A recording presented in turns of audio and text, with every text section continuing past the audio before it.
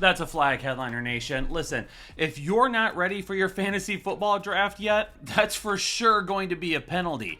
We are closing in on the beginning of the season, so today, the most comprehensive running back video that you'll find on YouTube this offseason. I am diving into all 32 NFL backfields and discussing over 77 running backs. Anything from handcuffs to must-own players, guys we need to forget about, and we're going to be throwing some flags on several of them.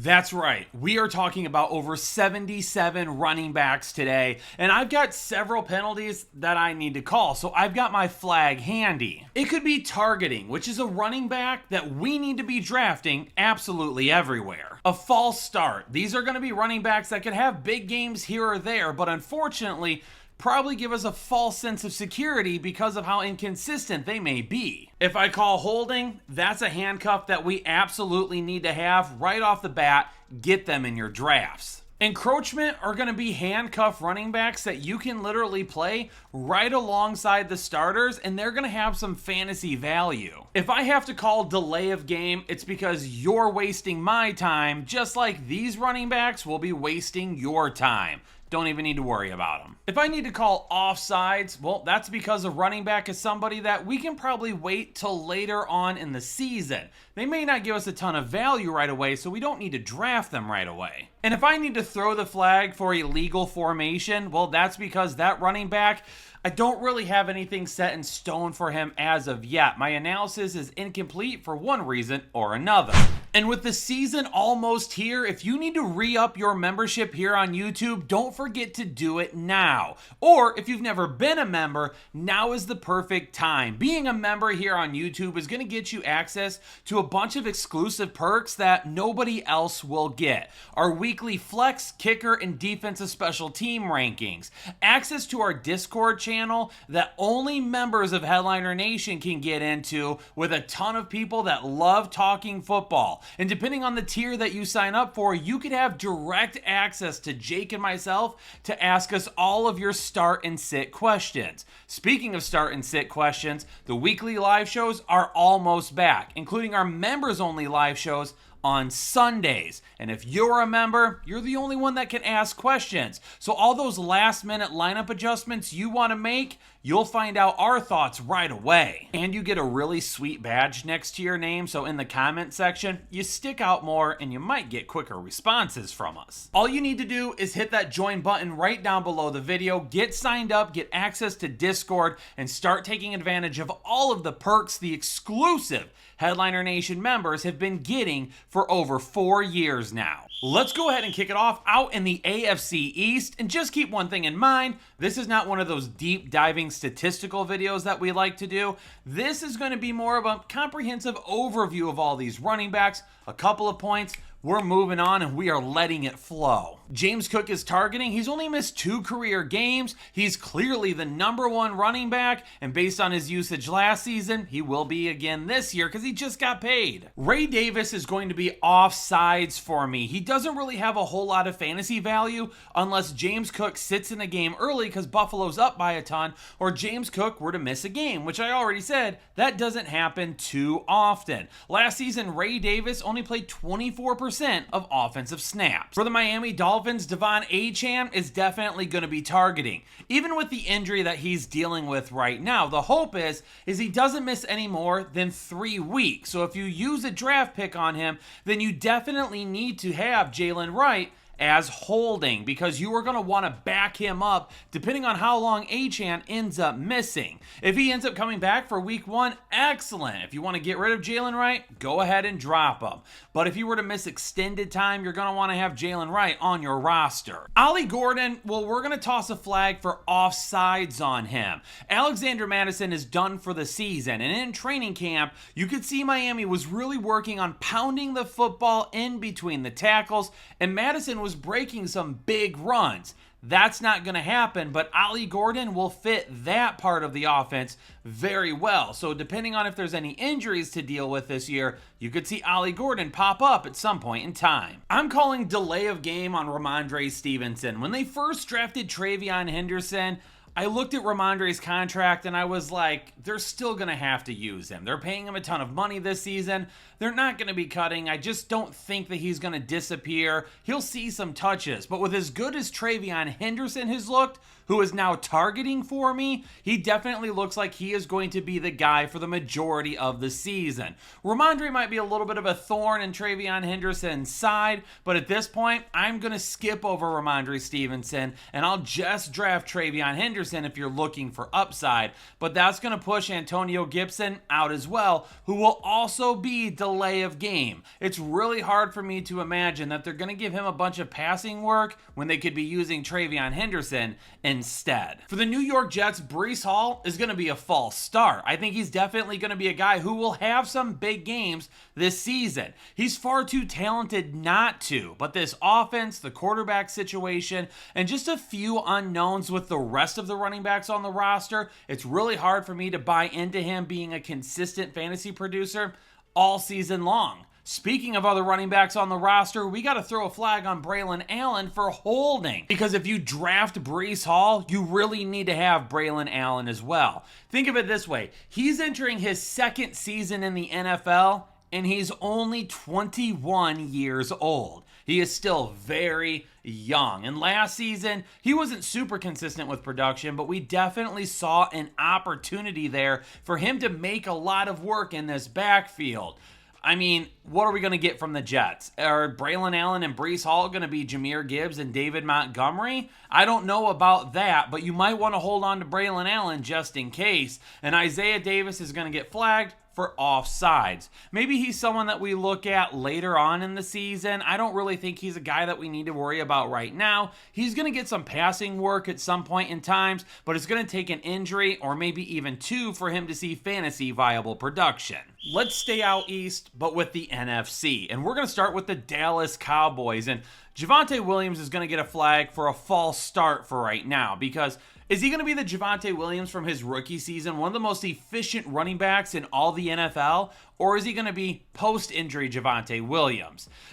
He's going to get the opportunity right off the bat. And the main reason why is because everyone behind him has been banged up so far in training camp. So Javonte Williams, you're going to get your shot. You might not be super consistent, but if you can be good, you're probably not going to give up too many carries unless it's to rookie Jaden Blue. I'm going to call holding on, because he's definitely a guy that if I don't get Javonte Williams, I still wouldn't mind drafting Jaden Blue just to hold him for the first few weeks of the season to see what can become of his role in this offense. The Dallas Cowboys like him. They like him a lot, it sounds like, but he's been banged up and he's been missing a lot of critical snaps and time in camp that he should be utilizing to get better. So he'll probably see himself worked in a little by a little over the next few weeks. And the biggest thing with Jaden Blue is he could end up being one of the hottest waiver wire ads toward the beginning of the season. So let's just go ahead and circumvent that, and we'll just grab him right now so we don't have to spend a bunch of fab or use a top waiver priority on him if Javonte Williams just doesn't work out. Well, what about Miles Sanders? Well, that's a delay of game on Miles Sanders, because I don't even really think that this guy is going to last on the roster all that long. Another running back who's been banged up, and he just hasn't looked as good as the other guys around him. And the big issue with him right now is that it sounds like the Cowboys are keeping Luepke, so they'll either have to get rid of Miles Sanders, Deuce Vaughn, Phil Maffa, who I like and who runs hard. I don't know. I don't know if Miles Sanders lasts all that longer in Dallas. I got to call a false start on Tyrone Tracy, and I hate to do it because he was a sleeper candidate for me last season, but Cam Scatabo is going to be sitting right behind him, waiting to make an impact. Now, Cam Scatabo has been banged up. Another running back, rookie, that's missing some critical time in camp. I'm going to go ahead and give him an offsides penalty right now. He's definitely a guy who could end up being a playmaker for us a little bit later in the season that we'll need to go ahead and jump on at some point in time. He's probably going to be drafted in a majority of leagues, but because he's missed that time in camp, Tyrone Tracy, as long as he doesn't fumble the football a ton right off the bat, is probably going to be the guy for the first few weeks of the year. But if Tyrone Tracy starts having issues, that's where Cam Scatabo will come in, and he may have been dropped by other owners at that point in time. And for Devin Singletary, that's a delay of game. There's really no reason that we should be wasting any time with Devin Dingleberry. Is there really much to say about the Philadelphia Eagles? We're throwing a holding call on Saquon Barkley. He's a top 3 running back. He's a top 4 draft pick. Everyone's taking him at the top of the first round. Don't worry about him. He'll be good this season still. Will Shipley, A.J. Dillon, delay of game on both of them. I'm not even really worried about it, honestly. And if you drafted Saquon Barkley at the beginning of the first round, I really don't think we need to handcuff him right now. If something happens, yeah, you may unfortunately need to try and fight for one of these guys later on, but I'm going to bank on Barkley just being fine. False start on Brian Robinson Jr. For the Washington Commanders, I'm not a huge fan of B-Rob this year. I don't hate him, but I don't really want to draft him either. His numbers don't really look that great from an efficiency standpoint. There's talk of potentially trading him. So for me, he's a false start. If he is still on the Commanders roster in week 1, you're probably going to see some decent games, especially if Washington puts up a ton of points and they run the football in the second half. But there's going to be other games where he probably completely disappears. I've got to throw a delay of game flag on Austin Eckler. I mean, his role basically started to fizzle out when they traded for Deebo Samuel, because Austin Eckler will do a lot of the same things, and Deebo is going to be much better at it. Austin Eckler, you have been great for the fantasy football community, but unfortunately, I don't think you have a ton of time left on the field. So give us a call, email us, info@thefantasyheadliners.com. Austin Eckler, when you want to come on the show and be a guest for us, we would love to have you on. But a guy that's getting tons of talk right now, especially after the game the other night, Ja'Cory Krosky-Merritt. This is a guy that I talked about earlier in the offseason after he was added to the Washington roster, is a guy that could make an impact at some point sooner rather than later, and to keep an eye on him. For right now, he'll be offsides because at some point, he could have the fantasy value that we want for our lineup. Moving on to the AFC North, Derrick Henry is absolutely a targeting call for me. One of the best to ever do it. He will go down as one of the better running backs of all time. He has been absolutely outstanding, and he will be known for how good, for how long he was. But who's the backup? Who's the guy behind Derrick Henry? Is it going to be Justice Hill? Is it going to be Keaton Mitchell? It doesn't matter. Delay of game on both of them. I'm not interested in drafting either one. And if something, please no, everyone say a little prayer out there, happens to Derrick Henry, then we'll discuss a little bit more about which guy you would want. But here's a little secret. I think Keaton Mitchell would be the guy that we want. For the Cincinnati Bengals, I'm throwing a targeting flag on Chase Brown. A couple of months ago, I wasn't in love with his ADP, and while I would still love to get him in the third round, it's not going to happen. But the defense looks a lot better now that they've gotten Shamar Stewart signed, and it doesn't look like Trey Hendrickson will end up being traded. So Chase Brown and his do-it-all attitude in that backfield will definitely have tons of top 12 potential this season. Samaje Perine, he's delay of game. I'm not really interested in him. He's going to get some passing game work here and there. Taj Brooks is going to be offsides, though, because if anything happens to Chase Brown, the guy that can step it in and fill that role the best would be Taj Brooks and his explosive running ability. For the Cleveland Browns, I'm throwing a delay of game flag on Jerome Ford. I've got no interest in drafting him. He couldn't hold the starting spot last season when he was really the only decent running back that they had. Then when Nick Chubb came back and he looked like a shell of his former self, they took him completely out of the game plan. Jerome Ford disappeared. Now that he's got Quinshon Judkins behind him, who's an illegal formation because he still hasn't even signed his contract and could still be potentially suspended by the NFL, and Dylan Sampson, who's holding for me because I think he could take the starting job away from Jerome Ford before Quinshon Judkins finds himself on the field. For the Pittsburgh Steelers, Caleb Johnson is going to be a false start. I think he's going to have some big games this season, but there's a lot of things at Iowa that I didn't love about him. I don't think he's the explosive running back that a lot of people feel he is, but I do feel Jalen Warren is, and that's why I've got him listed as encroachment, because Jaylen Warren is a guy that I think that you are going to be able to flex on a weekly basis, regardless if you own Caleb Johnson or if you don't. But it looks like, at least to begin the year, Jaylen Warren should be a pretty big part of that offense. Now for the NFC North, and DeAndre Swift will be targeting for me as of right now. He might be one of the, let's say, riskiest targeting calls that we may make in this video, because he could end up being great. He could end up being top 15 and a weekly starter for you. He could also end up being a pretty big letdown like he has for the majority of his career so far. But what about the backup running backs? Roschon Johnson, Kyle Monogamy, offsides on both. Both of them could end up being guys that we have to take a shot on later in the season after DeAndre Swift gets his chance. But if Swift ends up bailing on that offense and is not the guy we thought he was, we'll need to try and figure out who's the best backup before it's too late. For the Detroit Lions, Jahmyr Gibbs and David Montgomery are both targeting. If you wanted to go ahead and list encroachment on David Montgomery instead, you could do that as well, because Jahmyr Gibbs is the number one running back in that offense. Make no mistake about it. So what do you look at David Montgomery as? Is he basically an RB1 on his own? Is he an RB2 flex play that you could play alongside Jahmyr Gibbs? Do you want to own both of them? Do you only want to own one of them? Whatever it is, they're both going to have fantasy value. Josh Jacobs for sure gets a targeting call as well. He could see 300 touches again this season. And if he scores touchdowns a little bit more consistently to begin the year than he did last year, he could be a guy that sees right around 14 to 15 scores as well.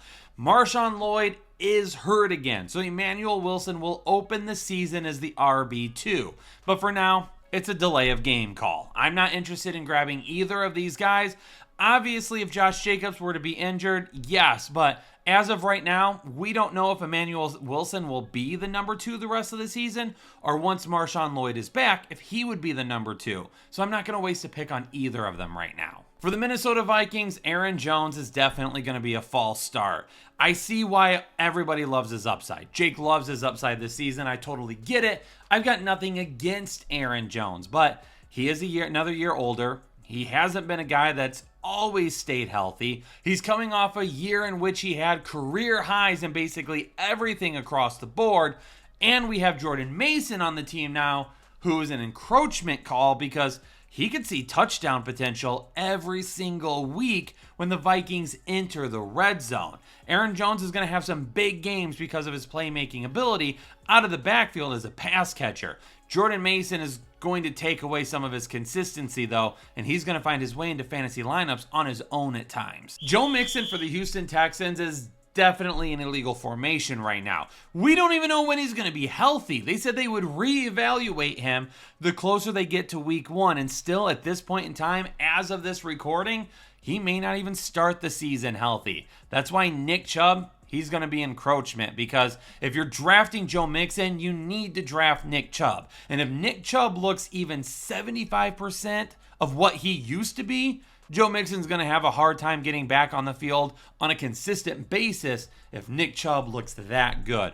Delay of game on Dameon Pierce and Woody Marks. I'm getting a lot of questions about Woody Marks because people think that Nick Chubb is going to get cut, and that's just not going to happen. We're for sure targeting Jonathan Taylor. I need him to be more consistent this year. He was only the RB24 through the first 10 weeks last season, and then 50% of his offensive production came out of nowhere. The one guy that I want to keep an eye on, though, is DJ Giddens. I'm going to list him as offsides over Tyler Goodson because DJ Giddens looks a lot more like what Jonathan Taylor does in this offense than what Tyler Goodson does. Travis Etienne is definitely a false start for the Jacksonville Jags. His receiving potential is going to give him some really solid weeks, but if this offense truly is better than it was last season, I could see them using Tank Bigsby a whole lot more, who is an encroachment call for me because I really think that he ends up being the main guy. Even if Travis Etienne is the RB1, even if he's the starter, I think Tank Bigsby ends up being the better fantasy producer this season.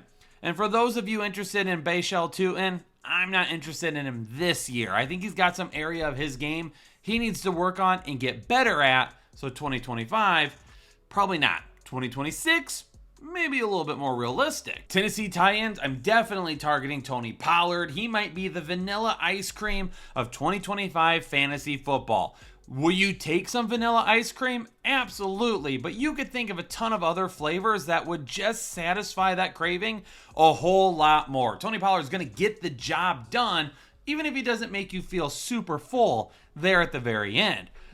For Tajay Spears, he's already banged up as well. I'm going to list him as a false start because once he comes back, he'll see some time, especially if Tennessee is playing from behind a little consistently. Then we'll see him get some passing game work, and he might have a game or two where people go, oh, there it is. There's the guy. He's gonna be the guy moving forward. There's the pass catching potential, and then he's just gonna end up disappearing. Moving on to the NFC South, the Atlanta Falcons. It's the Bijan Robinson show. He's the RB2, RB1, RB3, and almost any rankings that you'll find. You'll absolutely be targeting him all over the place. Tyler Algier is going to be an offsides. I think a lot of people are going to want to list him as potentially encroachment, but that's not a thing anymore. Maybe at one point in time, he would have had some standalone value, but not anymore. Some people may want to hold him and throw that holding flag, but for me personally, I don't think you need to back up Bijan with Tyler Algier. He's going to be undrafted in a lot of leagues, so we'll try to get him later on if something did happen. For the Carolina Panthers, definitely going to throw the targeting flag on Chuba Hubbard. Breakout candidate from last season. He's going to be a lot like Tony Pollard. He's the vanilla ice cream. You're going to like having him, but again, there's going to be some upside that you're just not going to find that you would like to have a little bit more often. Rico Dowdle is a delay of game. He's there to be the backup and really nothing else at this point. Chuba got that contract last year. Chuba's their guy. And for Trevor Etienne, I know people are going to ask, delay of game. For the New Orleans Saints, we'll toss the targeting flag on Alvin Kamara. He just doesn't have the upside that he used to. But if you really believe the quarterback situation is going to be that bad in New Orleans this year, then they're obviously going to be dumping it off to Alvin Kamara. Now, the three guys that are going to be right behind him, Kendre Miller, Velais Jones Jr., Devin Neal. For me personally, all three are delay of games. But if I had to choose one to potentially do something if Alvin Kamara missed time, it would be Kendre Miller. For the Tampa Bay Buccaneers, targeting call on Bucky Irving. You don't need me to say anything else. I have talked about this guy more than enough over the past week. Rachaad White, he's a delay of game because he's just not that good at football. Sean Tucker, for those of you that want him to be a thing, I'm sorry, he's a delay of game as well because Bucky Irving will also keep him from being a thing. All right, hopefully the video isn't going too long. We're on to our final two divisions, starting with the AFC West and the Denver Broncos. RJ Harvey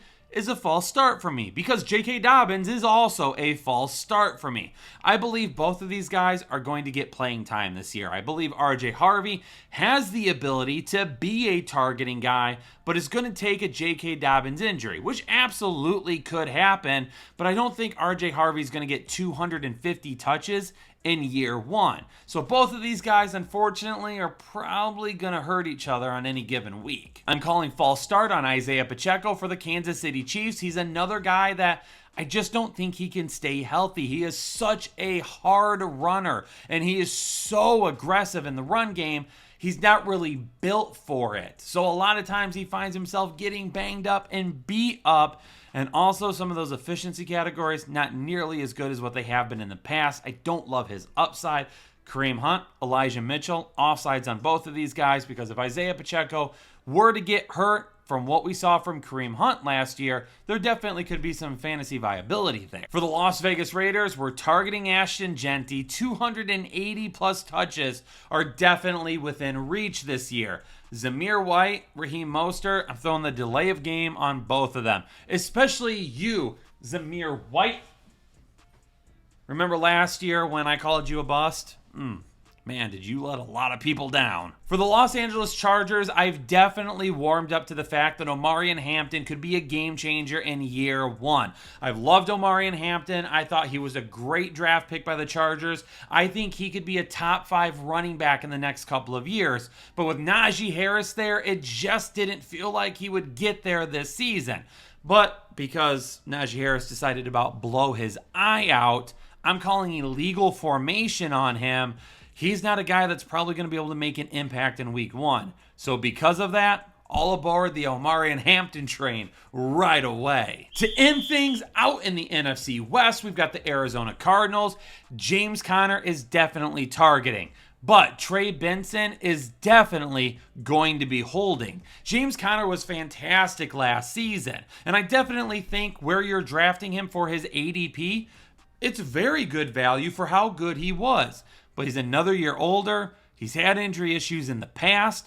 So we need Trey Benson, because Trey Benson, from an efficiency standpoint, could be really, really good. And if you miss James Conner at any point in this season, you won't miss him for very long if you have Trey Benson to back him up. For the Los Angeles Rams, we've said for months now that Kyren Williams is one of the best values in fantasy football. We're targeting him and his double-digit touchdown potential this season. Blake Corum is off sides if something happens to Kyren Williams.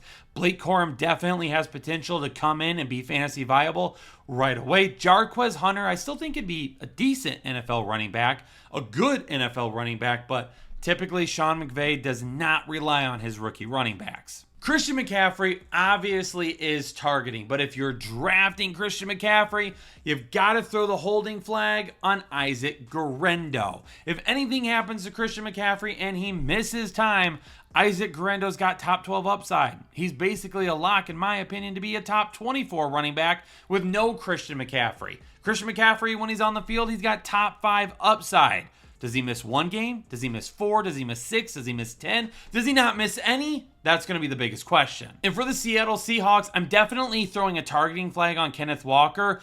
I'm throwing a holding flag on Zach Charbonnet, but if you wanted to make it targeting, I don't think I would disagree with you. I talked about both of these guys in a video that I just did about running back sleeper breakout candidates the other day. Both of these guys could be huge fantasy players this season, and with that offense there, and as much as they're going to run the football and as good as they're going to be running the football, both of these guys are going to have top 12 potential. Zach Charbonnet probably needs a Kenneth Walker injury to be fantasy viable, but if Kenneth Walker does get injured, whew, you better hope you have him on your team. Well, there you have it, Headliner Nation. I am out of breath. 32 NFL backfields, over 77 players, and I tried to give you just a little bit of a thought on every single one of them and what I think you should be looking at them as for fantasy value in 2025. Is there a penalty that was called that you don't really agree with?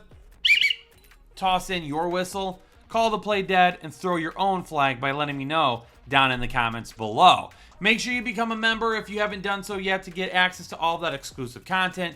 Get your draft guide if you haven't done it as well. Subscribe to the channel. Headliner Nation, appreciate y'all being here. Stay safe, stay healthy, and I'll catch you all on the next episode of the Fantasy Headliners. Analytics off the chain, all the channels not the same. Jake and Kyle, you know the name. Headliner Nation, we running the game.